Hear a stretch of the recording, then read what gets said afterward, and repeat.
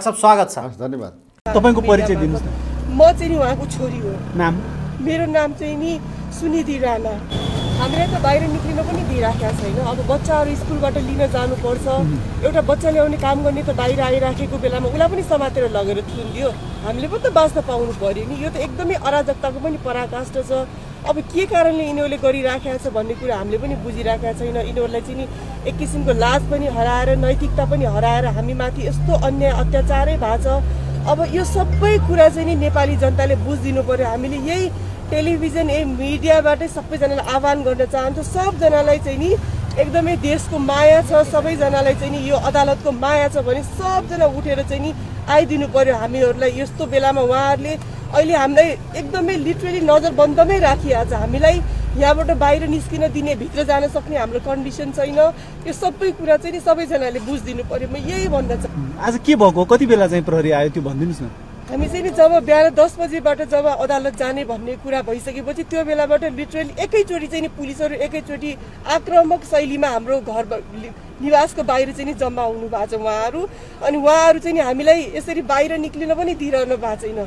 अब बच्चाहरूलाई लिन जानुपर्छ, कसैलाई सन्चो छैन, औषधिहरू लिन जानु पर्यो, काम गर्ने मान्छे बाहिर हिँडिरहेको बेलामा उनीहरूलाई समातेर लगेर अराजकता मचायो भनेर लगेर थुनिराखेको छ।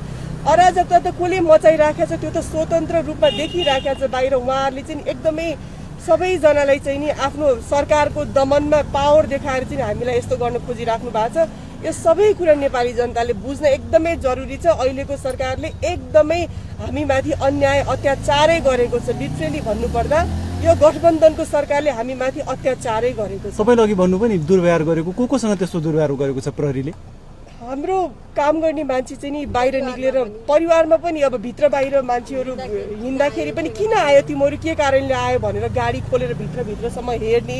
हामीले त एउटा ठुलो किसिमको अपराधै गरेर कुनै मान्छेलाई नै मारेर लुगाएको जस्तो किसिमको व्यवहार चाहिँ प्रहरीले हामीमाथि गरिराखेको छ। अनि यसको उपचार तपाईँहरूले के खोज्नु भएको छ आज चाहिँ? हामीले के नै उपचार गर्न सक्छौँ र हाम्रो त सबै हातखुट्टै बाँधिएको छ। सम्पूर्ण सरकारै हाम्रो विपरीतमा लागेको छ भने हामीले के उपचार गर्न सक्छौँ?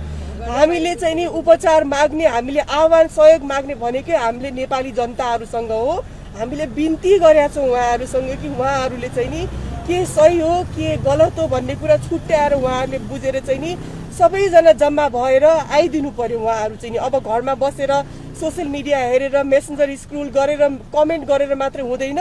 उहाँहरू चाहिँ नि आइदिनु पर्यो। उहाँहरूलाई साँच्चीको पनि देशको माया छ। देश लुटिँदैछ। अब कार्यपालिकाले न्यायपालिकामाथि यस्तो ठुलो हस्तक्षेप गरिराखेको छ। अब हुँदा उहाँहरूले देशै कब्जा गरेर हामी नेपाली नै नरहने किसिमको काम गर्न थालिसक्नु भएको छ। हामीलाई देशको माया छ। हामीले आफ्नो सन्ततिलाई के दिने भन्ने कुरा चाहिँ नि अलिकति पनि मोह छ भने जनताहरू चाहिँ नि जागेर आइदिनु पर्यो। सबैजना जनता निलम्बित प्रधान न्यायाधीश राणाको चाहिँ के भन्नुभयो तपाईँहरूसँग कुराकानीमा? के भएको हो यो तपाईँहरूसँग? हाम्रो त उहाँसँग कुनै किसिमको दोहोरो कुरै भएको छैन। उहाँको अलिकति स्वास्थ्य स्थिति पनि अलिकति खराब छ। त्यो भएर हामीले यस्तो भयो उस्तो भयो भनेर हामीले सुतिराख्नु भएको छ। हामीले न्युजहरू पनि देखाइराखेका छैन। यस्तो भित्र चाहिँ सुरक्षा व्यवस्था कस्तो छ? भित्र पनि त्यस्तो बाहिरदेखि बाहिरबाट कुनै पनि मान्छेलाई जान दिइराखेका छ। भित्रको मान्छेलाई चाहिँ बाहिर आउन दिइराखेका छैन। त्यस्तो गरिरहेछ उहाँहरूले। अब उहाँहरूले के कारणले यस्तो अपराधिक क्रियाकलाप जस्तो गरिराख्नु भएको छ त्यो चाहिँ नि हामीले बुझ्नै सकिरहेका छैनौँ। उहाँहरूलाई डर के को हो भन्ने पनि बुझ्न सकिरहेका छैनौँ। उहाँहरू चाहिँ आफ्नो अपराध लुकाउनलाई उहाँहरूले चाहिँ उहाँलाई यसरी दमन गरेर बन्द गरेर राख्न खोज्या हो भने यसको रिजल्ट पनि उहाँहरूले छिटै नै पाउनुहुन्छ। समय एकदमै बलवान छ। यसको रिजल्ट चाहिँ उहाँहरूले पाउनुहुन्छ। अघि भर्खर मात्रै राष्ट्रिय मानवाधिकार आयोगको टोली भित्र गएको थियो। खास के कुराकानी भयो? अब यसरी किन नजरबन्दमा राखियो भन्ने विषयमा त हो नि, त्यो विषयमा खासै हामीलाई जानकारी छैन होइन। मानवाधिकार आयोग चाहिँ नि जान चाहिँ नि कहाँ हो, तर के कुरा भयो त्यो विषयमा हामीलाई थाहा भएन। यही नै विषय होला नि। यसरी कुनै न कुनै मान्छेलाई यसरी बन्द गरेर राख्न त मिल्दैन नि त। अपराधिक शैलीमा यसरी एकैचोटि आएर ढोका बाहिर घेरेर भित्रै बाहिरको बाहिरै गर्न त कसरी मिल्छ? त ल भन्नुहोस् त तपाईँहरू। मिडियाले पनि सही कुरा सम्प्रेषण गरिदिनु पर्यो कि वास्तविकता अहिले के भएको छ भनेर। टाइटल राख्ने बेलामा नै अनेक किसिमको टाइटल राखेर एकदम भ्रामक किसिमको समाचार सम्प्रेषण गर्नु भएन। एकदमै राम्रो किसिमको जे भइराखेको छ नि वास्तविकता, त्यो वास्तविकता चाहिँ नि समाजमा देखाउनु पर्यो कि अहिले भइराखेको छ भनेर।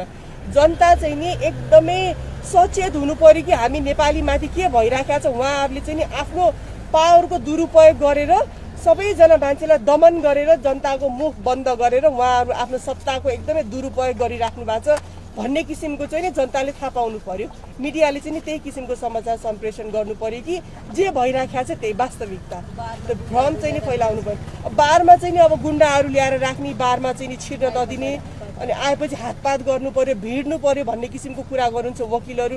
उहाँहरू वकिल हो कि अब कुनै ठाउँमा कुस्ती लड्ने पहलमान हो, त्यो पनि अब हामीले बुझ्नु पर्यो नि त। बार होइन, यो एक किसिमको यो के भन्ने, अब बारलाई त यो बार भनेर नामै लिन पनि मन लाग्दैन। अब कोही मान्छे कालो कोट लाएर हिँडेको देख्यो भने पनि हामीलाई त एकदमै नराम्रो लाग्न थालिसक्यो। अब डाक्टर साहब, आज दिनभर निलम्बित प्रधान न्यायाधीश चोलेन्द्र शमशेर अदालत जाने प्रयत्न गरिराखे, प्रहरीहरू गेटमै गएर धर्ना दिए, यता सर्वोच्च अदालतमा वकिलहरूले नै बाटो छेकेर बसिराखे र अलि पछि चोलेन्द्र शमशेर जबराको छोरी रुँदै रुँदै मिडियामा आउनुभयो। बाहिर निक्लिन पनि दिएनन्, औषधि किन्न धरी मान्छे जान पाइएन र यो चाहिँ बच्चा लिन झरी चाहिँ जान पाइएन भनेर नजरबन्दमा उहाँलाई राख्न पर्ने सरकारले महाभियोग लगायो, प्रमाणित गर्न सकेन।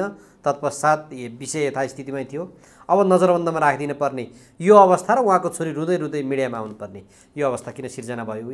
यसभित्रको खास कुरा के हो डाक्टर साहब? यो चाहिँ के भनेदेखि बारका केही वकिलहरूलाई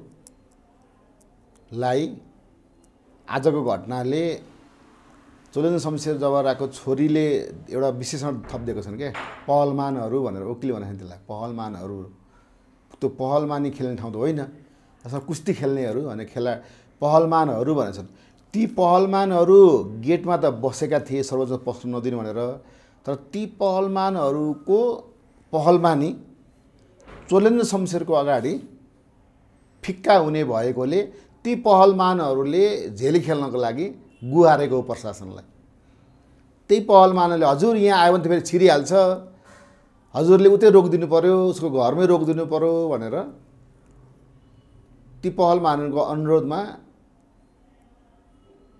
प्रहरीहरू पठाएर ती पहलमानहरूले सायद जो पहलमानले त्यहाँनिर रोक्न खोजे, सायद यो अगाडि पनि मैले कुरा गरेको थिएँ, यिनीहरूलाई पस्नलाई उनीहरूले रोक्लान्, जुलुस लगाउन मैले ठ्याक्कै भनेकै थिएँ, मैले नै भनेको थिएँ। फेरि यो उसलाई उसको यो भए पनि तिनीहरू के छोड्छन्? अस्ति कुस्ती खेलेकै हो नि, तिनीहरूले लातले हानाहान गरेर देखेको थियो होइन, बारभित्रै हानेको थियो नि त, कम्पाउन्डभित्रै हाने देखेको थियो।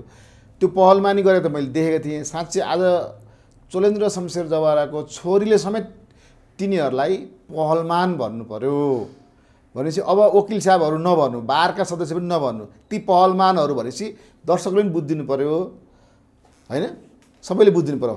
अब पहलमानको अगाडि पहलमानी खेल्न त म जान्न नि, म त बौद्धिक कुरा गर्छु नि, अथवा चोलेन्द्र शमशेर त बौद्धिक कुरा गर्छ नि, कानुनी कुरा गर्छन् नि। पहलमानी खेल्न कतिखेर आउँछ भन्दा कानुनबाट हारेपछि अनि पहलमानी सुरु हुन्छ, गेट बन्द गर्न सुरु हुन्छ भनेपछि बार कानुनबाट हार्यो। बारले जुन अहिले त्यहाँ बयान स्यान दिएको थियो हिजो अस्ति, ती सबै कुराहरू फस्रा कुरा रहेछन्। किनभनेदेखि यो हुँदाहुँदै पनि चोलेन्द्र आउँछ र बस्छ, ऊ बस्न पाउँछ भन्ने कुरा उनीहरूको भित्र मनमा त्रास डर भए रहेछ, त्यही भएर उनीहरूले गेटमा बस्ने भए। अब त्यहाँनिर नामै आयो किटेर, एउटा मैले टिकटकमा हेरेँ, माधव कुमार नेपालको साली कानुन मन्त्रीको श्रीमती, अहिले कानुन मन्त्रीको श्रीमती भनेर नामै किट, हामीलाई त्यो पनि थाहा थिएन। फेरि हेर्नुहोस् फोटै भाइरल भइरहेछ अहिले उनको भिडियो नै, उनी आफै अगाडि बसेर बालनले अगाडि बसेर डोजर लाउनु पर्यो जस्तै गरेर बिचरा। अब उनी आफै अगाडि बसेर वकिलहरूलाई पहलमानहरूलाई भिडाएर, पहलमानहरूलाई कुस्ती खेल्न पहिले त निक्ली भन्छ नि त, त्यस्तै गरेर पहलमानहरूलाई लिएर उनी आफै गएकी रहेछ भनेर त्यहाँ देखियो। अरू मैले भने त टिकटकमै भाइरल भइरहेको देखिएपछि मैले के लाग्यो, म त चिन्दिनँ। फेरि हेर्नुहोस् नहुनु पनि सक्छ त्यो मान्छे, तर त्यहाँनिर फल्नाको साली, माधव कुमार नेपालको साली र अहिलेको कानुन मन्त्रीको श्रीमती भनिसकेपछि अहिलेको कानुन मन्त्री कसरी कानुन मन्त्री भए भन्ने कुरा पनि एउटा नयाँ एङ्गलबाट हामीले थाहा पायौँ। थाहा पाउनु त सूचना प्राप्त गर्ने त हो। त्यसले गर्दा मैले के भने यी पहलमानी खेल्नेहरूको बारेमा अब कमेन्ट गरेर काम छैन। मैले तपाईँहरूकै मिडियामा भनेको थिएँ, महात्मा गान्धीले भन्थे कालो कोट लगाउने सबभन्दा विश्वमै झुट बोल्नेहरू हुन् भन्थे। अब हामीले नेपालको सन्दर्भमा चाहिँ झुट बोल्ने पनि प्लस एउटा विशेषता पहलमानी पनि खेल्ने। अब पहलमानीसँग म जुधेर सक्दिनँ, तर उनको छोरीले जुन आह्वान गरेका छिन् आम पब्लिकलाई हामीलाई सहयोग गर्नु पर्यो भनेर, हामीले हाम्रो कानुनी अधिकार लडाइरहेको छ मेरो बुवाले, यसरी नजरबन्दमा राखेको छ सरकारले भनेपछि मैले के सोचेँ भनेदेखि कार्यपालिका व्यवस्थापिका न्यायपालिका मध्ये सबै स्वतन्त्र निकाय हो नि एउटाको प्रधान न्यायाधीशलाई हजुर यसरी नजरबन्दमा राख्न सक्छ र कसैले केही बोल्न सक्दैन निरीह हुनुपर्छ भनेदेखि हाम्रो गाउँको सर्वसाधारण मान्छे हाम्रो सहरको सर्वसाधारण मान्छे तिनीहरूको लागि कसले बोलिदिन्छ भनेपछि देश के रहेछ त देशको विशेषता छ त देशको विशेषताहरूलाई खण्डीकरण गर्दै गर्दै गर्दै गर्दै गर्दै गर्दै गर्दै देशलाई पार्टी बनाए पार्टीलाई एनजिओ बनाए एनजिओलाई व्यक्तिगत सम्पत्ति कमाउने ठाउँ बनाए भन्ने एङ्गलमा जाने भने अब देश अधोगतितर्फ गयो एउटा देशको विशेषता के हो भन्ने पूर्णता दिनको लागि नयाँ आन्दोलनको आवश्यकता भयो सुरुमा त तपाईँहरूले चलेन्द्र शमशेरको रक्षा कवचको रूपमा नागरिकहरू निक्लिनु पर्यो उनको छोरीले भनेको आह्वान अन्तर्गत गइदिनु पर्यो त्यो उनी बसेको ठाउँदेखि लिएर सर्वोच्च अदालतको भित्र उनको कोठासम्म मानव साङ्लो बनाएर पहलमानी खेल्नेहरूलाई बाहिर छेकिदिनु पर्यो त्यसो भए मानव साङ्लो बनाएर चोलेन्द्र शमशेरलाई हिँडाउँदै सर्वोच्च अदालत ल्याउनु पर्यो हो मानव साङ्लो बनाएर चोलेन्द्र शमशेरलाई अबिर फुल माला लगाएर घरको गेटदेखि त्यहाँसम्म ल्याउनु पर्यो अब यो काम कसले गर्नु पर्यो भन्दाखेरि स्वतन्त्र अथवा यो सरकारको गठबन्धनको विरोध गर्ने अथवा केपी ओली का समर्थकहरू केपी ओलीले अहिले के भने केपी शर्मा ओलीले के भन्नुभयो भने जस्तो सेना पुलिस छ भन्दैमा घर घेर्न पाइन्छ जे पनि गर्न हुन्छ तमासा देखाउन मिल्छ लोकतन्त्रमा महाभियोग लाग्यो प्रमाणित भएन अब उहाँले त त्यसबाट उन्मुक्ति पाइसक्नु भयो कि प्रमाणित गर्नु पर्यो होइन भने त अदालत प्रवेश गर्ने र वैधानिक हिसाबमा काम कारबाही गर्नु दिनु पर्यो नि त भन्ने कुरा आयो त्यो अब केपी ओलीले पनि मुखले मात्रै बोलेर भएन तपाईले मानव साङ्लो बनाइदिनु पर्यो मधेसमा बनाएको मानव साङ्लोलाई माखै साङ्लो भनेर तपाईँले विरोध गर्नुभएको थियो देखेर मधेसी मान्छेहरू उत्तेजित भएको थिए अब मानव साङ्लोको महत्त्व जहाँनेर उहाँको डेरा छ बस्ने क्वार्टर त्यहाँदेखि सर्वोच्च अदालतसम्म ल्याउन मानव साङ्लो बनाउन जुन उहाँहरूले संविधान दिवसको उसमा मनाउनु भयो केपी ओलीजीहरूले त्यही मानिसको भिडले पनि त्यो मानव साङ्लो बन्छ उहाँको हाम्रो चोलेन्द्र शमशेरको छोरीको आह्वानलाई पनि स्वीकार गर्दै उहाँको घरदेखि सर्वोच्चसम्मको मानव साङ्लो बनाएरै अब उहाँलाई भित्र पसाउनुको विकल्प छैन त्यो मानव साङ्लोलाई अवरोध गर्न आए भने पहलमानहरू मैले पहलमान भने बुझ्नु पनि को भनेर अघि भनिसकेँ ती पहलमानहरूलाई नैतिक रूपमा लाज लाग्छ कुरी लाग्छ त्यही कारण तिनीहरू त्यहाँ चाहिँ भिड्न जाँदैन नत्र फेरि अहिले सुरक्षा चाहिने सेक्युरिटी चाहिने प्रधान न्यायाधीशलाई तर अब यहाँ पहलमानहरूको सुरक्षाको लागि मान्छे बडीगार्ड जस्तो भएर सुरक्षा पनि बसिरहेछ तर केपी ओलीले भने जस्तो सेना चाहिँ होइन है फेरि मैले सेना प्रहरी छ भन्ने भनेर नभन्नुहोस् सेनालाई त्यसरी नमुच्नुहोस् सेनाको त्यहाँ कुनै रोल छैन होइन त्यो शाब्दिक चयन होला डाक्टर साहब तर मुख्य प्रश्न चाहिँ चोलेन्द्र शमशेरले अब अदालत प्रवेश गर्न पाउने कि नपाउने उनलाई त्यस्तो एउटा कुख्यात अपराधी सरह नजरबन्दमा हालेर अब उहाँको छोरीले भन्नुभएको छ बच्चा लिन जान पनि दिइँदैन बाहिर निस्किनै जानै पाइँदैन आका मान्छेहरूसँग पनि दुर्व्यवहार भयो प्रहरीबाट भनेर राष्ट्रिय मानवाधिकार आयोग कम्तीमा हिँडुल गर्न त देऊ भन्दै दौडेर पुग्नु पर्यो यो घटनाले के सङ्केत गरे हो यो घटनाले नेपालमा डेमोक्रेसी छैन नेपालमा गणतन्त्र छैन नेपालमा माओवादीको जुन 10 वर्ष जनयुद्धमा जुन किसिमले उनीहरूको थियो घटना गर्थे जे पनि गर्थे नि आई एम द स्टेट भन्थे त्यो ह्याङओभर प्रचण्डकोमा गएको छैन तर प्रचण्डले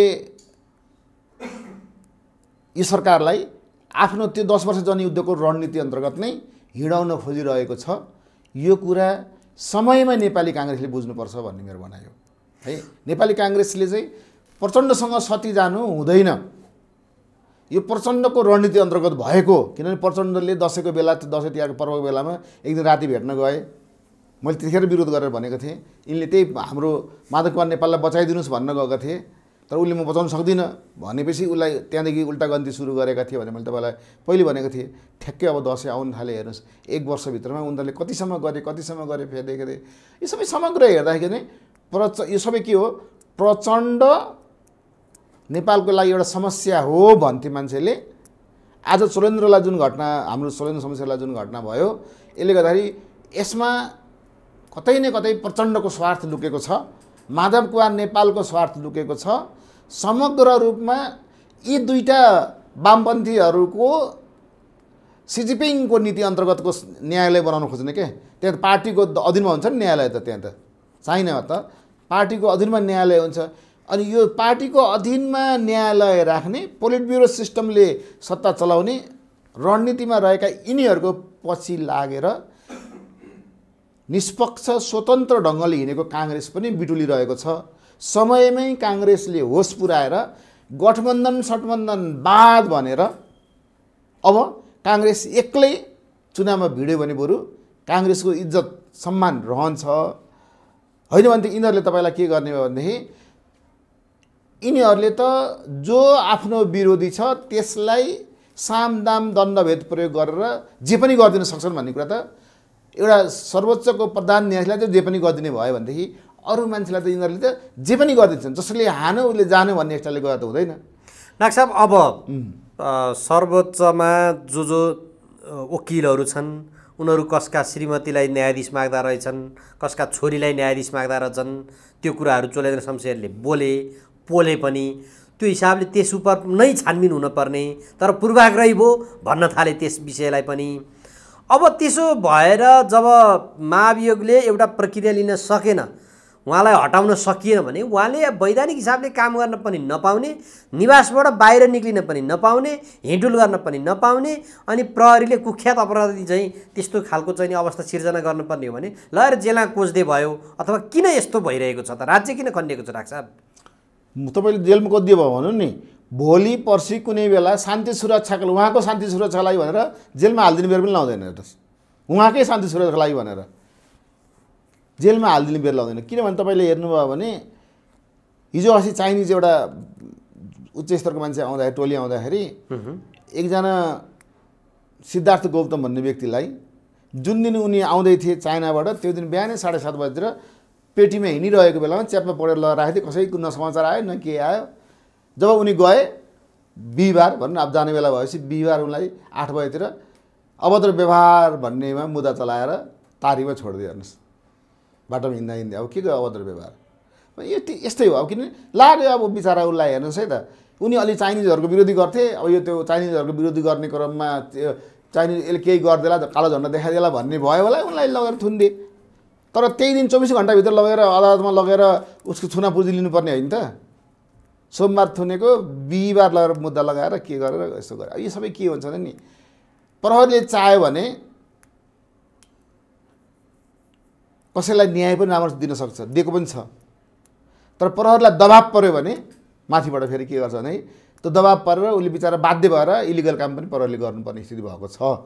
आज तपाईँले देख्नुभयो एउटा भिडियो भाइरल भइरहेको छ, प्रज्वल शमशेर जवाराको घरको गेट नेरी जो बाहिर निक्लिरहेको छन् मान्छे, उसलाई के भन्छ प्रहरीले, जो यो घरबाट निक्लिन्छ त्यसको फोन नम्बर नाम सबै टिपेर राख्नु भनेर हामीलाई आदेश छ। तपाईँको नाम र फोन नम्बर नबनिकन तपाईँ निक्लेर जान पाउनुहुन्न भन्छ। हेर्नुहोस्, होइन, तपाईँ निक्लेर जान पाउनुहुन्न भन्छ भनेपछि के हो त, बिचरा आदेश पालना गरेको हो नि त।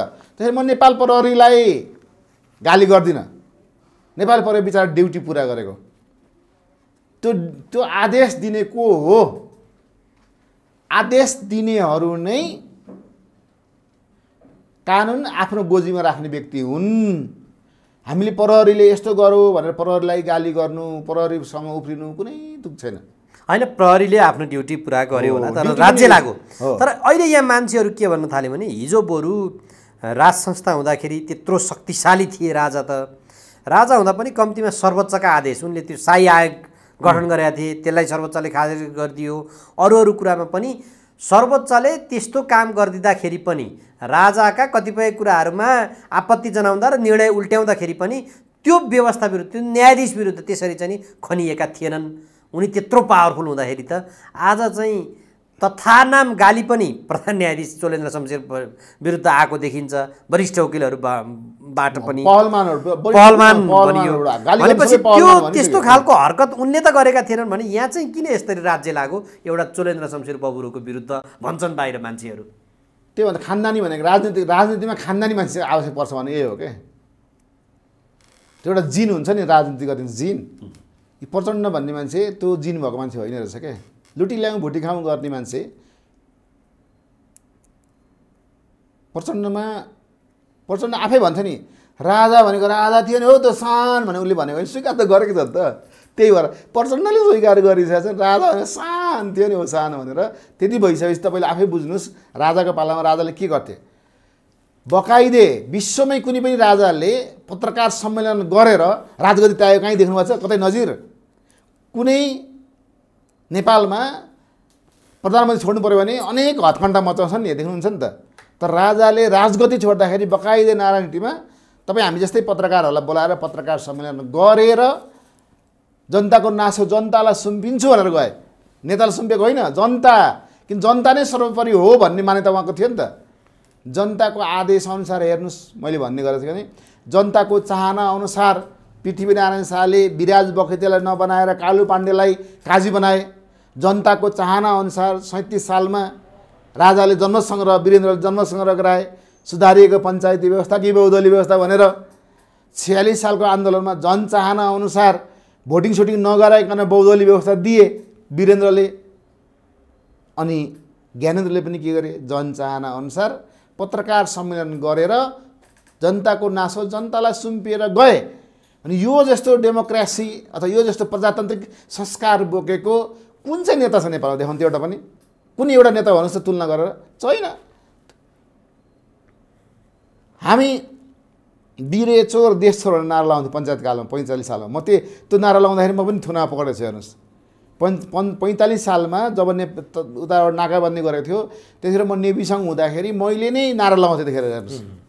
पञ्चायती व्यवस्था मुर्दाबाद बिरे चोर देश चोर। हाम्रो विद्यार्थीहरूलाई मट्टेल र चिनीको खेर खाने हुन्थ्यो नि त्यो दिँदैन थियो।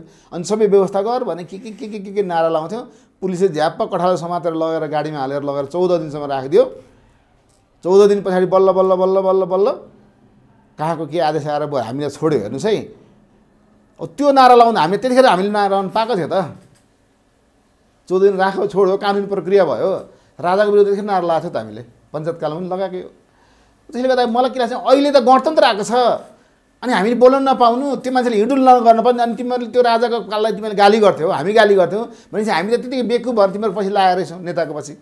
नेताहरूको आदेश मानेर हामी त कार्यकर्ता भएर गरिरहेछौँ भने के रहेछ भनेदेखि एउटा राजा फ्यालेर 100औँ राजाहरू हामी पाल्दैछौँ भने अहिले जुन नयाँ मानिसले भन्छन् यो कुराले त मलाई पनि अब पहिले गरेको कुरामा प्रस्ताव लाग्न थाल्यो नि त।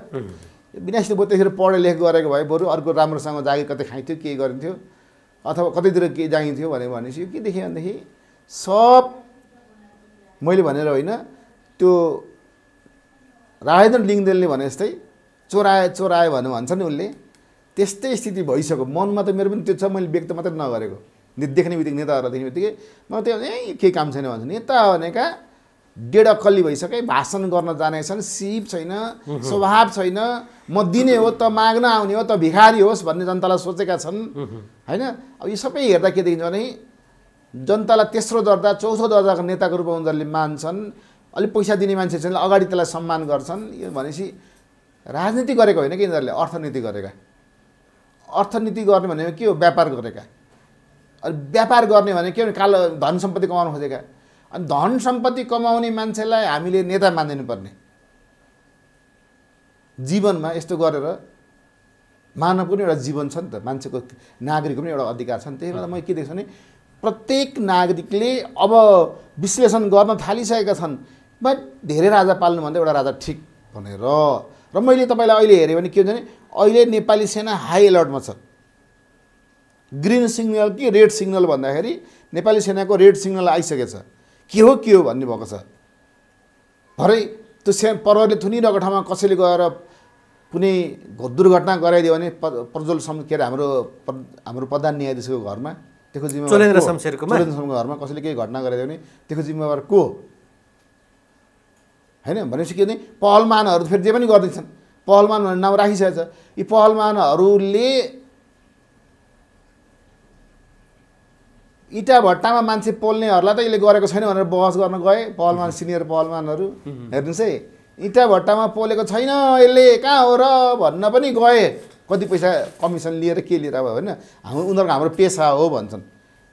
पेसा हो भन्दैमा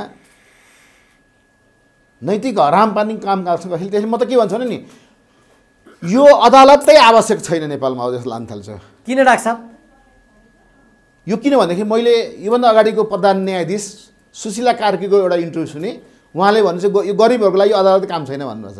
गरिबहरूको सुनवाई त आउँदैन। हुन त्यो त प्रष्टै देखाएको छ नि डाक्टर साहब। होइन भनेपछि प्रतिवेदनले देखायो न्याय चाहिने त गरिबलाई हो। घुस हुन्छ हो भनेपछि के शक्ति कसको हातमा हुन्छ? जसको हातमा कानुन हुन्छ, जसको हातमा रातो कलम हुन्छ र जसको हातमा बन्दुक हुन्छ त्यसको हातमा शक्ति हुन्छ। अनि शक्ति कसको मिचिन्छ भन्दा नियतता मान्छेहरूको। अनि उनीहरूलाई न्याय चाहिने हो। उनीहरू अदालतमा जान्छ, उनीहरूको पेसी एउटा जङ्गबहादुर थापा भन्ने मान्छे थियो। हेर्नुहोस्, खोटाङमा म गएको थिएँ क्याम्पको जाँच गराउनलाई। 56 सालतिर कुरा तपाईँलाई बताउँदैछु। जङ्गबहादुरका पेसी भएको दिन डोकोमा कागज बोकेर आउँथे। डोकोमा कागज बोकेर आएको देखेर अनि चिया खान बसेको थिएँ म बस्ने होटलमा। अनि बा यो के हो भन्दाखेरि हेर्नुहोस् न मैले त 7 सालदेखि मुद्दा लडिरहेको छु, अहिलेसम्म फैला भएको छैन।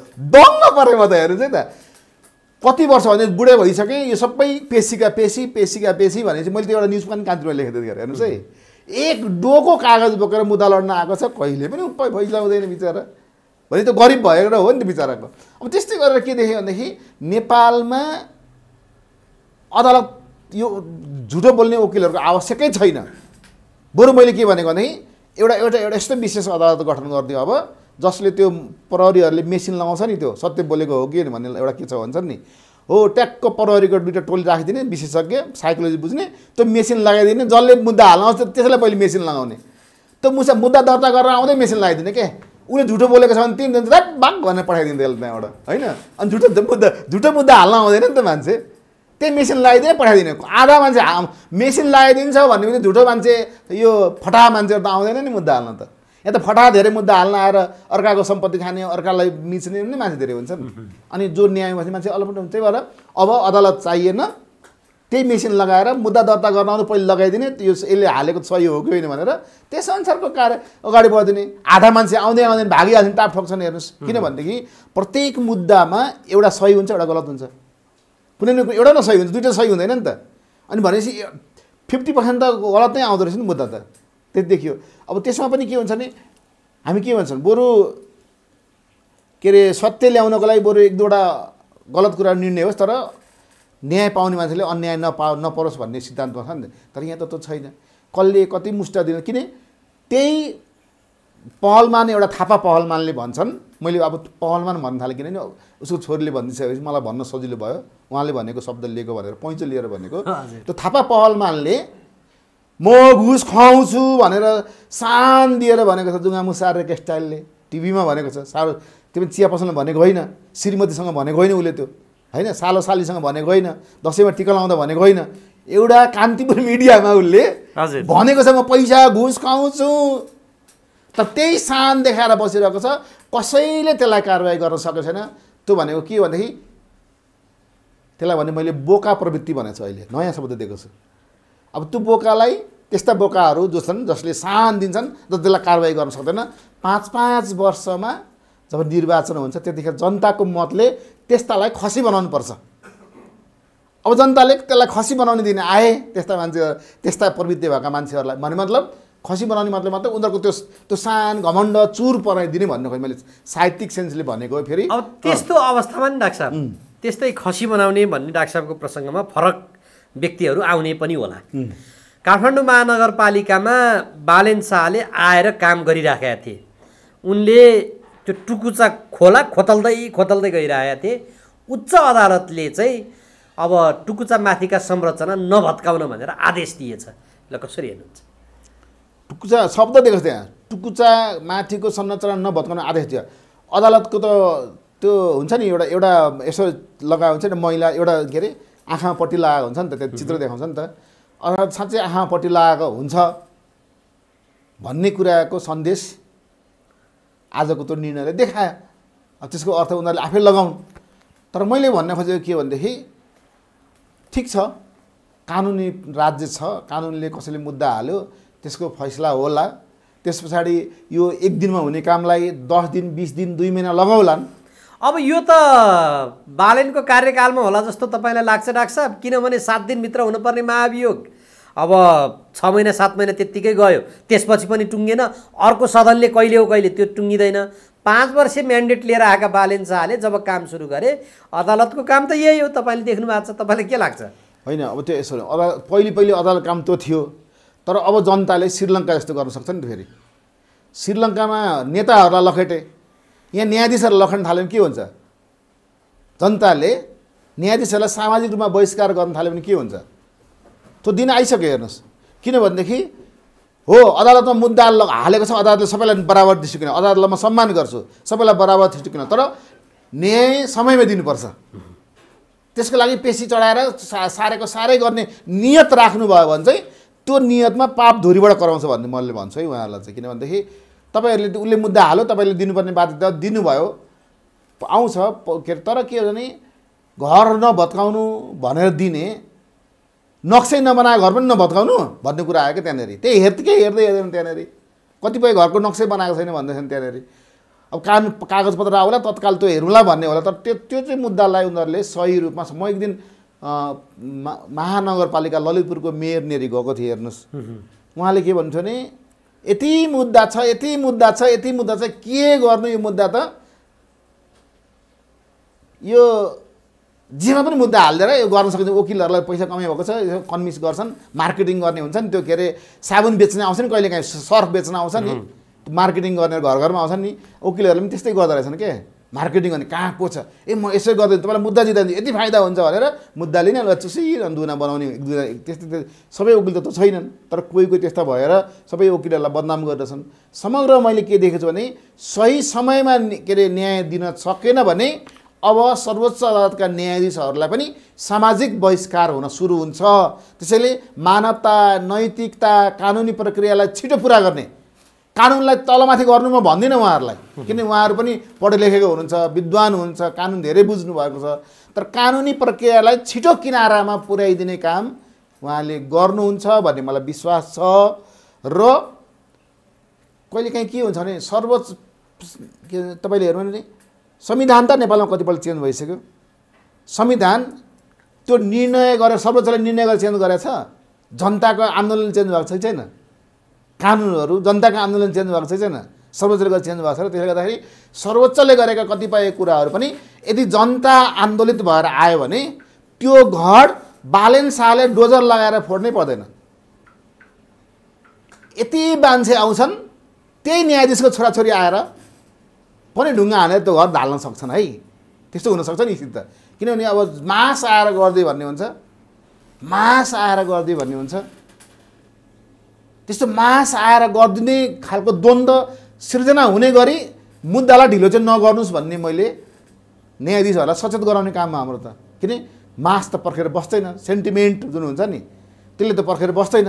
एक दिन यस्तो दिन आउँछ ती घरहरू सायद मलाई लाग्छ जनताकै मासले त्यसलाई भत्काउँछ।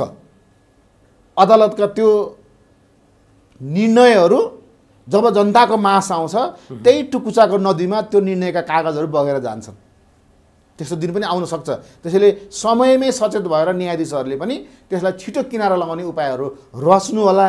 यसलाई जसरी प्रधान न्यायाधीशलाई जसरी भयो नि यसो म्याद गुजार्नको भनेर जुन नाटक गरे अहिले, त्यो हलीहरू पठाएर समिति बनाएर अनि अन्तिम दिन लगेर बुझाए, त्यहाँ संसदमा बहसै नहुने गरी, बहस भयो भने फेरि के होला भनेर डर भएर अन्तिम दिन बुझाउने, संसद अन्त्य भयो अनिखेर बुझाए। त्यसले के अर्थ राख्ला डाक्टर साहब? मजाको हो नि त, त्यो त लाज लाग्यो, त्यो त किन डराएको हो नि, त तर्सेका हुन्। हामीसँग कानुनी हतियार छैन अनि यो चाहिँ हामीले पेलेर समय खेर फाल्नुपर्छ भन्ने मात्रै रणनीति भने हरुवा गोरुको छेरुवा दाउ भन्छ त्यसलाई, क्या हामी भन्छ हरुवा गोरुको त्यो समितिले नि डाक्टर साहब अब महाभियोग लगाउनु पर्छ भन्यो, त्यसमा प्रमुख प्रतिपक्षीले त्यहाँ प्रमाणै पुग्दैन भन्छ, त्यो समितिले लगाउनु पर्छ भन्छ, त्यो समिति अब त्यसको सदनको कार्यकाल पनि सिद्धियो। अब के हुन्छ डाक्टर साहब भनिदिनुहोस् त? यो होइन, यो त अब आज देखिहाल्यो नि, यदि त्यो समितिले भनेअनुसार अर्को संसदले हेर्छ भन्ने कुरामा सरकार विश्वस्त भएको भए ती पहलमानहरू विश्वस्त भएको भए गेटमा बस्ने नि थिएनन् नि।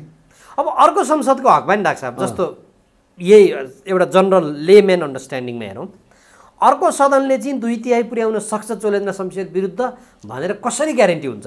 त्यो त हेर्नुहोस् तपाईँले, मैले भन्छु 12 गते पछाडि त्यो मुद्दा जसले भन्छ जो उसको म्यादै सकिसकेकोले यसमा कारबाही नहुने भनेर अर्को निर्णय गरिदिन्छन्। फेरि त्यहाँ सर्वोच्च कसले मुद्दा हाल्छ, उहाँको म्यादै असमाप्त भइसकेकोले यसमा अब कारबाही गर्न नपर्ने भनेर फेरि त्यही सर्वोच्च निर्णय गरिदिनु बेला लाउँदैन। फेरि हेर्नुहोस्, भनेपछि चोलेन्द्र शमशेरलाई अदालत आउन नदिने बाहेक कुनै षड्यन्त्र हो, कुनै होइन, अदालत आउन नदिने बाहेक अरू कुनै होइन।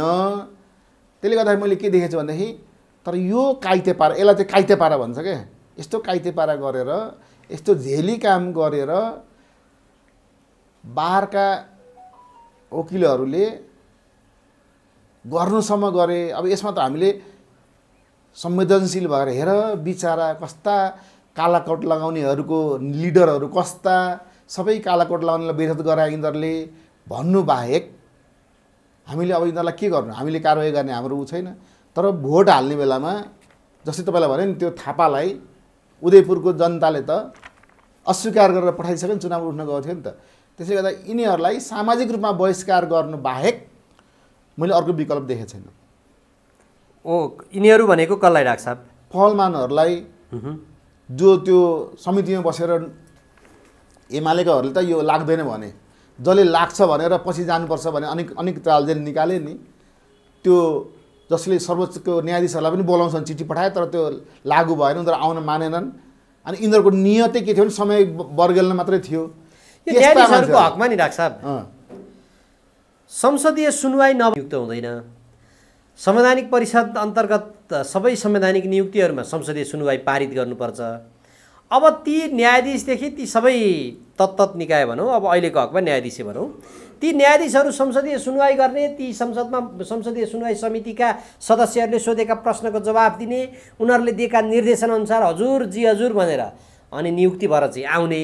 अब अहिले चाहिँ कोही उनीहरू उप पनि प्रश्न उठ्यो भने हामी त्यहाँ जानु कहाँ, यो त शक्ति पृथकीकरणको सिद्धान्त विपरीत हुन्छ भन्ने, उति बेला चाहिँ शक्ति पृथकीकरणको सिद्धान्त विपरीत हुन्छ नहुने, अहिले चाहिँ हुने के हो डाक्टर साहब? यो त्यही त आफूलाई भविष्य मात्रै हुने क्या, त्यो आफूलाई जुन स्वार्थ, आफूलाई आफ्नो जे स्वार्थ त्यसै अनुसारको व्याख्या गर्ने। तपाईँ यही अर्थमन्त्री हेर्नुहोस् न, जनार्दन शर्माले संसदमा के भने, खोइ शिक्षामा यति % बजेट यदि चाहिन्छ भने त्यो आफ्नो पालामा खोइ गरेन नि त। फेरि उयो त भने अर्काको पालामा बोल्ने त हो, आफ्नो पालामा त गर्दैन। आफ्नो पालामा कसरी बच्ने, अर्कालाई कसरी बेकु बनाउने, त्यही कला सिकेर आएका छन् यिनीहरूले। विकास जनताको पक्षमा भन्ने छैन, आफ्नो पालामा कसरी अरूलाई ढाँट्ने अनि अरूको पालामा ढाँटेको कुरालाई कसरी उदङ्ग बनाउने, त्यही ड्युटी मात्रै पुरा गर्दै गर्दै अहिले सत्ता गएकोले त्यस्तै विशेषताहरू भएकोले अब मैले देखेको छु कि चाहिँ यसमा हेर्नुहोस्, तपाईँले परमादेश जारी भयो, यसको त्यहाँ कुरा भयो, परमादेशको फल खानको लागि यो अहिलेको कानुन मन्त्री आएको भनेर सबैले भनिरहेछन्। के कोइराला भन्ने मान्छे, गोविन्द कोइराला, गोविन्दको मैले नाउँ पनि याद गर्न मलाई आफै ठानेको छैन क्या।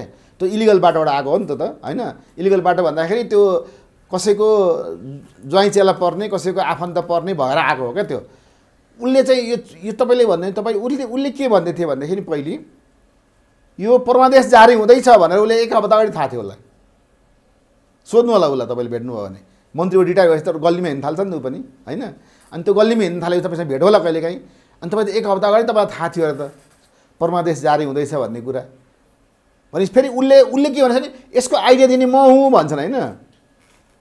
अब यो जुन छ नि तपाईँले हेर्नुभयो भने त्यो व्याख्यात्मक टिप्पणी बनाएको छ नि त्यो एमसिसीको, त्यसको यिनले बनाएको थियो, त्यही भएर यसलाई दियो भने मिडियामा आयो। तर दुइटै कुरा तपाईँलाई म बताइदिउँ, आज तपाईँलाई कुरा बताइदिउँ, किनभनेदेखि नयाँ खुलासा के भनेदेखि त्यो के हरिहर दाहालको छोरा एकजना वकिल हुनुहुन्छ जसले विदेशमा पढेर आउनुभएको थियो, उहाँले दिएको आइडिया अनुसार यो व्याख्यात्मक टिप्पणी आएको। सोध्नुहोस् त्यो हरिहर दाहालजीलाई सोद्धा पनि, उहाँको छोरालाई भेटेर सोद्धा पनि हुन्छ, अथवा यही कानुन मन्त्रीलाई सोद्धा पनि हुन्छ, तपाईँको त होइन रहेछ नि, यो त आइडिया त हरिहर दाहालजीको छोराको रहेछ नि भनेर सोध्नु भयो भने त्यो थाहा पाउनुहुन्छ। त्यसै गरी त्यो खतिवडा जीवन न्यायाधीशले उहाँले बनाएर सबै लगेर उहाँ साइन गराएको परमादेशको भन्छन् नि, त्यो परमादेश पनि खतिवडाजीको छोराको आइडिया अनुसार बनेको थियो।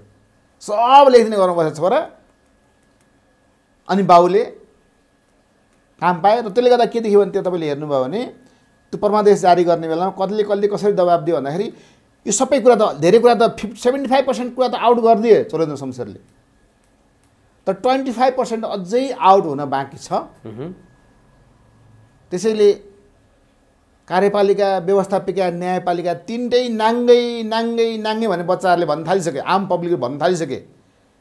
त त्यो भन्यो भने हाम्रो पद जान्छ भन्ने डराउनेहरू चाहिँ अहिले पनि होइन एकदम ठिक छ भनिरहेका छन्। तर यो मङ्सिर 4 गतेको निर्वाचनले एकदम ठिक छ भन्ने र्याङ्कका मान्छेहरूलाई बढारेर स्विप गरिदिन्छ र यो तिनटै नाङ्गे भयो है भनेर जसले अनुभूति गरेर जसले बोलिरहेका छन् त्यस्ता मान्छेहरू आउँछन्। मैले एकजना मान्छेसँग सप्तरीको आज कुरा गरेको थिएँ, हेर्नुहोस् उहाँ कुनै पार्टीबाट यङ मान्छे हुन्छ, कुनै पार्टीबाट उठ्छु भन्दै हुँदो रहेछ। गाउँका बुढा पाका महिला अलिक पढे लेखेमा जति पनि छन् नि उनीहरू के छ, कुनै पार्टीलाई हामी यसले भोट दिँदैन भन्छन्। अरे तपाईँ स्वतन्त्र उठ्नुहोस् तपाईँलाई भोट दिन्छौँ, हजुर, तर कुनै पार्टीको टेकेर आउनु भने तपाईँलाई भोट दिँदैन भने। अरे हेर्नुहोस् भनेपछि अब त के रहेछ भने गाउँ गाउँ वाह स्वतन्त्र भन्ने भएको छ नि। किनभनेदेखि हर्क साम्पाङ र बालेनले स्वतन्त्र भएर यस्तो गऱ्यो भने हाम्रो गाउँमा पनि स्वतन्त्र आयो भने यो गाउँको विकास हुन्छ भन्ने मान्छेलाई भइसक्यो। नेताहरू जुका हुन्, उनीहरू हामीलाई चुस्न आउँछन्, स्वतन्त्रहरू हाम्रो सेवक हुन्, बालेन र हर्क साम्पाङको अवतार भएर अब आउँछन् भन्ने फिल गाउँ गाउँमा महिला बालबालिका होइन अलिकति मजदुर किसान यी सबलाई भइसकेकोले यो गाउँको मलाई जुन म्यासेजहरू आउँछ त्यो खबरहरू आउँछ गाउँमा त यसो भन्दैछन् सर भनेर। यसले गर्दा के भने यसपालि राजनीतिक पार्टीलाई मेरो यति भोट छ मेरो यति भोट छ भनेर जुन गनेर बसिरहेका छन् त्यो भित्रै त्यो भोट घुनले खाइसक्यो है अथवा स्वतन्त्रले खाइसक्यो है भन्ने कुरा बुझ्नुहोस्। र उनीहरू अब हामी हार्छौँ भनेर सेनाले प्रहरीले अथवा खुफिया एजेन्सीहरूले रिपोर्ट दियो भने कुनै पनि बेला यो चुनाव पनि सार्दिन सक्छन्। यो खतरा पनि छ फेरि हेर्नुहोस्। त्यसैले एक दिन त्यही उसले भन्थ्यो कि हाम्रो गोकुल बास्कोटाले एक दिन त्यहाँ भन्दै थियो आफ्नो क्षेत्र के अरे एरियामा जिल्लामा किन स्थानीय चुनावमा यहाँ हार्यौँ यहाँ कसरी जित्यो भन्दाखेरि हाम्रो कार्यकर्ताहरूले यहाँ हामीले फल्ना हाम्रोमा आइसक्यो भनेर खाएको बेलामा भनिदिन्थ्यो। अरे ए फल्ना आयो भने उसलाई रोक्न जान्छ कि मान्छेहरू चाहिँ। भनेपछि कतिपय पुरा चुनाव बेला गोप्य राख्नुपर्छ, नत्रमा के हुन्छ भने अर्काले त्यहाँ गएर दबाब दिएर उसलाई आफ्नो पक्षमा पारिसक्छ। त्यसैले मैले गाउँघरमा जुन स्वतन्त्रमय भइरहेको छ त्यो कुरालाई भित्रभित्रै मान्छेहरूले त्यसलाई गोप्य राख्नुपर्छ, नत्र चुनावै नहोला, फेरि चुनावै रोकिदिन सक्छ। त्यसतर पनि खतरा भएकोले भित्रभित्र स्वतन्त्र आउन् होइन जाउन्। हुन त डाक्टर बाबुराम भट्टराईले संसदमै उभिएर बोलिसक्नु भयो नि त। अब अर्को चुनावमा हामी को आउन सक्छौँ सक्दैनौँ, बालेनहरुकाहरू उदाइसके, यो त एउटा झिल्कोको रूपमा मैले देखिरहेको छु भनेर। हो त्यही त त्यो त उसले पनि महसुस गरे नि। गाउँ गए यताउता हेरे उनका नजिकका मान्छेहरू छोडेर गइसक्यो उसलाई। उनी अध्यक्ष हुँदा उनका नजिक मान्छे कहाँ गयो त? कोही उता गए कोही उता गए, पछाडि हेर्छन् छैन मान्छे त। अनि भनेपछि के हो त? पछाडि हेर्दा मान्छे नहुनु भनेर के हो? सबै स्वतन्त्र लाग्यो नि त, कता कता लाग्यो नि त। यसले गर्दाखेरि अब कुनै नेतालाई मेरो नेता भनेर मानेर हिँड्ने अवस्था छैन। मान्छेलाई भिजन हेर्छन् कस्तो छ, त्यसले कस्तो खालको काम गर्दैछ त्यो हेरेर मात्रै यसलाई नेता मान्ने नमान्ने डिसिजन जान्छ क्या मान्छेहरूको। तर केपी शर्मा ओली र पुष्पकमल दाहाल बिचमा चाहिँ मङ्सिर 4 मा कसले कसलाई देखाइदिने भन्ने प्रतिस्पर्धा त देखियो नि। यसो गर्नु पर्यो, कसले कसलाई देखाइदिने भन्दाखेरि दुवैले दुईटालाई देखाइदिने बेला बेर लाउँदैन। हेर्नु है, ती दुईटाले एकअर्कालाई देखाउनै सक्दैन। देखाउने भनेको स्वतन्त्रहरूले नयाँहरूले हो। तपाईँहरू एकअर्काले के देखाउनुहुन्छ? देखेकै हो नि तपाईँहरूले। मैले बम हान्ने भन्नु, मैले साधारण सदस्यबाट निकालेँ भन्नुहुन्थ्यो। खोइ त तपाईँभन्दा ठुलो पार्टी भएर बसिरहेछ। अनि कसलाई देखाउनु भयो तपाईँले? देखाउनु त सक्नु भएन होइन। केपी मैले भनेको पर्सनलाई मैले साधारण सदस्यबाट निकालेको थिएँ भनेपछि अनि मेरो बाबुले के अरे घिउ खाएको थियो, हात मेरो सुङसुङ भने यस्तो त नि तपाईँ बोली थर्केर। अब त्यो सबै गयो तपाईँको। अब किनभने उहिलेको धक्कु नदेखाउनुहोस्, त्यो थोत्रे धक्कु होइन, त्यो थोत्रे धक्कुले कोही डराउनेवाला छैन। मैले तपाईँलाई एउटा घटना सुनाइदिन्छु। एक दिन एउटा रिक्सामा म वीरगन्जमा रिक्सामा हिँडिरहेको थिएँ। रिक्साले आफ्नो साइड लिएर हिँडिरहेको थियो। एउटा बाइकमा अलिक एउटा उडनठाले केटा कुदेर आयो, स्पिडमा त्यसलाई साइड दियो भने रिक्सावाला साइड दिन उता साइड हुनु पऱ्यो। उसले छिटो साइड दिएन भनेर अगाडिबाट आएर गरेर तँलाई म ठिक लगाइदिन्छु भनेर त्यसले गाली गर्न थाल्यो। हेर्नुहोस्, अब म रिक्सामा बसेछु। अब त्यो यङ केटा थियो, त्यसले त अब यसलाई त गाली गर्ला के, बिचरा गरिब मान्छे। तर रिक्सावाला डराएन। रिक्सावाला किन ए यस्तो धाक गरेर श्रीमतीलाई देखायो भने के आऊ उत्रियो भन्यो बल्ल अनि त्यो हिँडिहाल्यो त्यहाँबाट हेरेर उसले पनि धाक देखाएको होइन उसले हकार नै खोजेको थियो यसले पनि धाक देखाएको थियो टाप ठोक्यो फेरि त्यो मोटरसाइकललाई मैले भने ल रिक्सावालाले कम्ती हिम्मत त गर्यो भने यसको गल्ती त थिएन यस्तो यो धाक गरेर श्रीमतलाई देखायो भनिदियो उसले त त्यो मान्छे बाइकवाला हिँड्यो त्यस्तै गरेर दुईटाले झगडा तपाईँले प्रचण्ड र केपी ओलीको झगडा पनि के छ भनेदेखि एउटालाई अर्कालाई देखाउँछु भन्ने कुरा केपी प्रचण्डले त्यो धाक जनार्दन शर्मा त देखाउन सकेनन् जनार्दन शर्माले त मुखभरिको जवाब दिइसके अब धाक्कलाई देखाउनु तपाईँले गएर तपाईँकै त्यो ठेकेदारलाई गएर देखाउनुहोस् जसको घरमा बस्नु भएको छ अरूलाई देखाएर तपाईँ केही हुँदैन अब डाक्टर साहब अब अर्को एउटा प्रसङ्गमा प्रवेश गर्छु असोज 3 गते संविधान दिवस यो संविधान ल्याइसके पछाडि धेरैका आशा थिए चासो पनि थिए माओवादीले त त्यत्रो मान्छे मारेर यो संविधान लेख्ने नै उसको मूलभूत उद्देश्य थियो तर स्वयं त्यही पार्टीका अध्यक्ष पुष्पकमल दाहाल अहिले संविधानमा भएका यी व्यवस्थाहरू खास गरिकन शासकीय प्रणालीमा सन्तुष्ट भएको देखिएन अब प्रत्यक्ष निर्वाचित कार्यकारीमा यो चुनाव एकचोटि हुन दिनुस् म फ्रन्ट लाइनमा सडकमा हुन्छु भन्न थालेका छन् संघीयतामा गयौँ संघीयता गएपछि त छलाङै मार्छ भन्ने थियो देशकै प्रधानमन्त्री के भन्न थाले कर्मचारीलाई तलब खुवाउन विदेशीसँग अब ऋण माग्नु परेको छ भन्न थाले कस्तो खालको संविधान जारी भएछ डाक्टर साहब के लाग्छ तपाईँलाई यस्तो के भने यस्तो संविधान जारी भएछ कि अख्तियारले नीतिगत निर्णयमा हात हाल्न सक्दैन भनेर मन्त्री परिषदबाट निर्णय गरेर 1 अरबमा बन्ने कामलाई 10 अरब खर्च देखाएर 9 अरब झ्याप्प खान थालेपछि ठेकेदारसँग मिलेर अनि तलब खान कसरी पुग्छ तलब भने जुन काम 1 अरबमा हुन्थ्यो त्यसलाई 5 अरबमा गर्ने अनि त्यसबाट 4 अरब चाहिँ हामीलाई ल्याए भन्ने जस्तो तपाईँले बतासलाई दिएको त्यो धर्मशाला हेर्नुहोस् न त्यो धर्मशाला जुन कौडीको भावमा दिएको थियो नि त्यो त एउटा झुपडी पनि त्यति भाडा लाग्दैन हेर्नुहोस् त्योभन्दा महँगो भाडा लाग्छ त्यही तपाईँले अहिले डाक्टर ऐराजले कति हजार महिनाको भाडा लगाइरहेछ आफ्नो कहाँ बनाएको घर भनेर मिडियामा आइरहेछ नि त्योभन्दा पनि कममा भाडा लाग्थ्यो नि त्यहाँको त्यो त हेर्नुहोस् है उसले डाक्टर ऐराजले लगाएको भन्दा कम भाडामा करोडौँ खर्च गरेर मोदीले बनाइदिएको धर्मशाला नेपाल सरकारले भाडा लगाइरहेको थियो अनि भनेपछि तलब खान पैसा कहाँ आउँछ त जतिमा लाग्नु पर्छ त्यो नलगाएको हो नि त भनेपछि के छ भने त्यो पैसा त्यसले दिनु पर्दैन महँगो पहिले हामीलाई पैसा ल्याए व्यक्तिगत रूपमा भने नेताहरूले व्यक्तिगत रूपमा पैसा कमाउन थालेकाले अनि तलब खुवाउन नपुगेको हो क्या त्यो सही रूपमा ट्याक्स आउने भने त सबै पैसा पुगिहाल्थ्यो नि होइन तपाईँको त्यही भएर एउटा त त्यो भयो हेर्नुहोस् तर अर्को चाहिँ तपाईँले हेर्नुभयो भने यिनीहरूले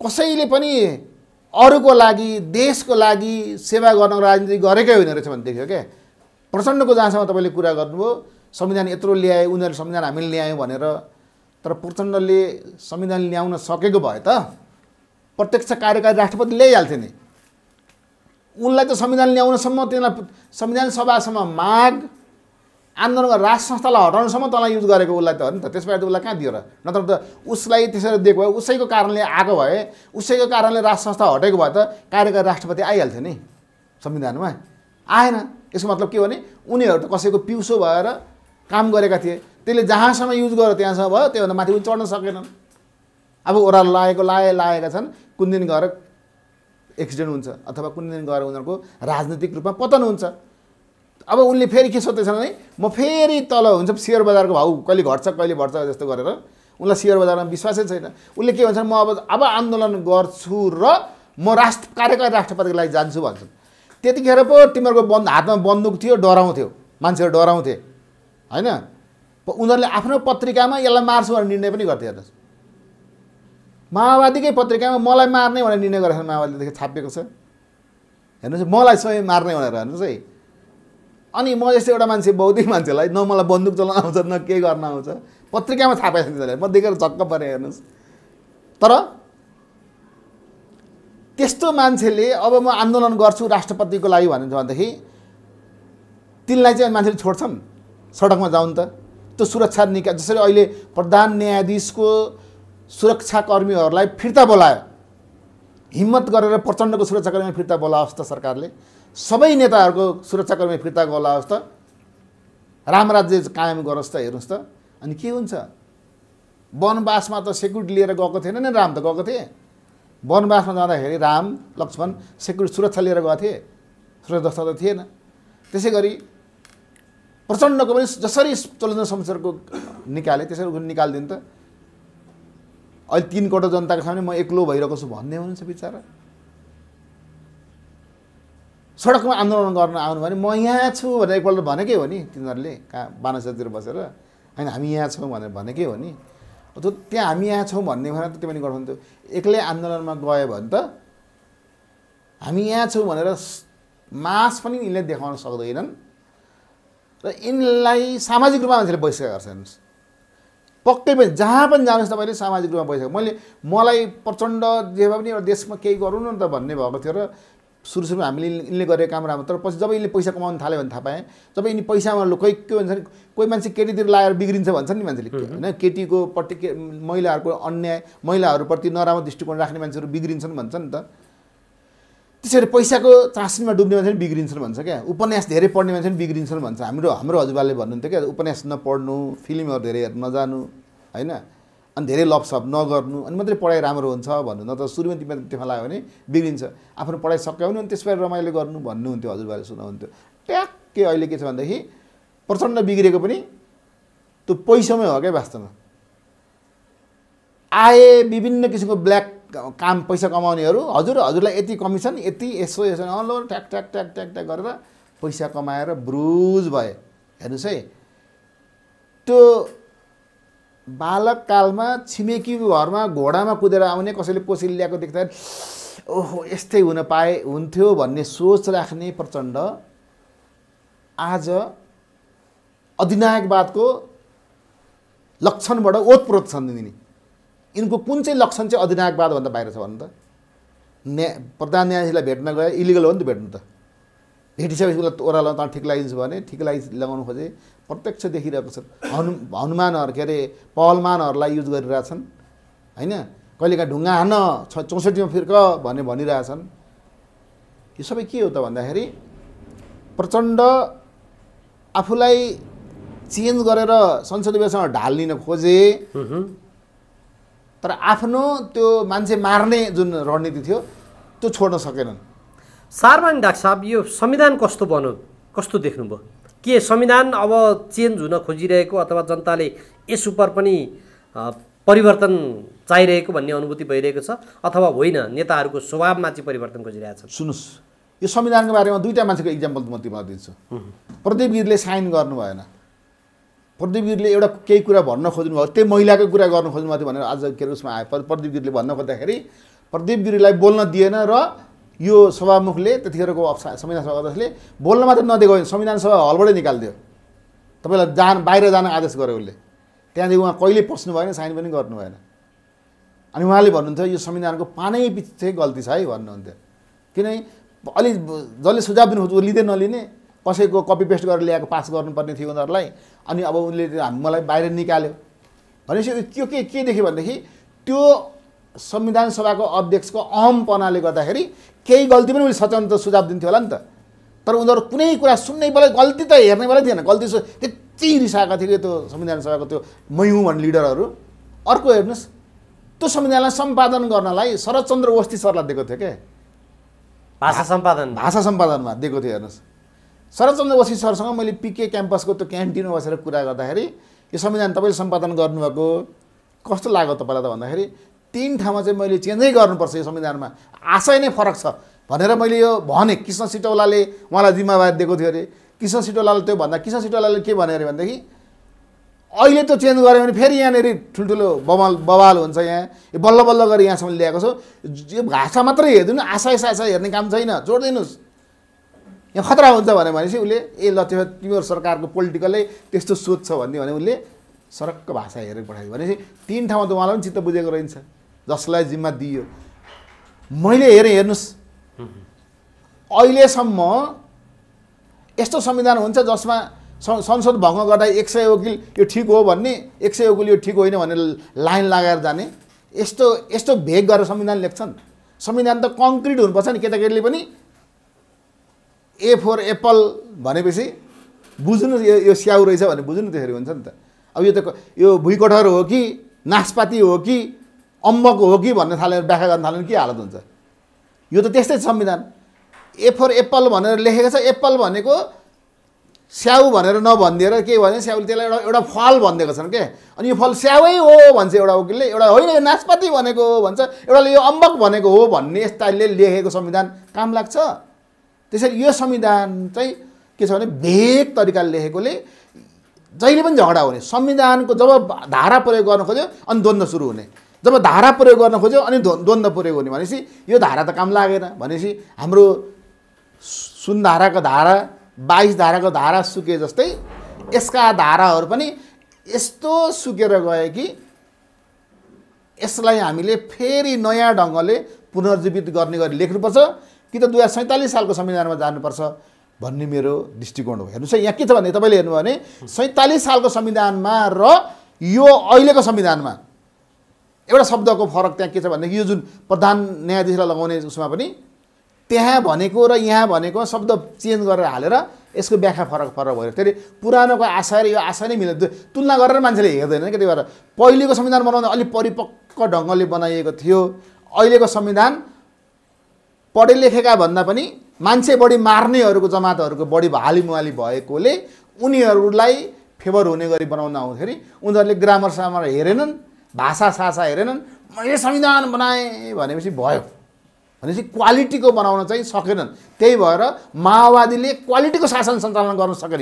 हेर्नुहोस् है माओवादी जुन जुन ठाउँमा गयो जहिले जहिले सत्तामा आयो त्यहीले उसले क्वालिटीको संस्कारको अन्तर्राष्ट्रिय नियम कानुन मानवाधिकारको नर्म्सहरूको आधारमा सत्ता सञ्चालन गर्नै सकेन। बाँदर स्टाइलले सञ्चालन गर्यो भने यो संसद सिङ्गो संसदको अवधि के भयो भनेदेखि संविधानको कारणले बाँदर प्रवृत्तिमा गयो। अनि हामी नागरिकहरूले के भन्नु त बाँदर भइस् भने कति भन्नु त्यसले बाँदरै प्रवृत्ति देखायो। अब बाँदर प्रवृत्ति नहोस् भन्नको लागि हामी के चाहन्छौँ भनेदेखि 5-5 वर्षमा नागरिकहरूले अब बुझ्नु पर्यो को बाँदर भए तिनीहरूलाई कसरी बाँदर भए तिनीहरूलाई कसरी माइनस गर्न सकिन्छ यतातर्फ नागरिकहरूले अथवा जसको भनाइ नागरिकहरूले सुन्छ नागरिक समाजका प्रबुद्ध व्यक्तिहरूले त्यसतर्फ देखेर माओवादी सरकारमा आयो भने फेरि क्वालिटीको सरकार हुँदैन है भन्ने सन्देश प्रत्येक नागरिकले अब थाहा पाउनुपर्ने बेला भएको छ। डाक्टर साहब यो महत्त्वपूर्ण विचार र समयका लागि म यहाँलाई धन्यवाद र आभार व्यक्त गर्छु। हस् त धन्यवाद।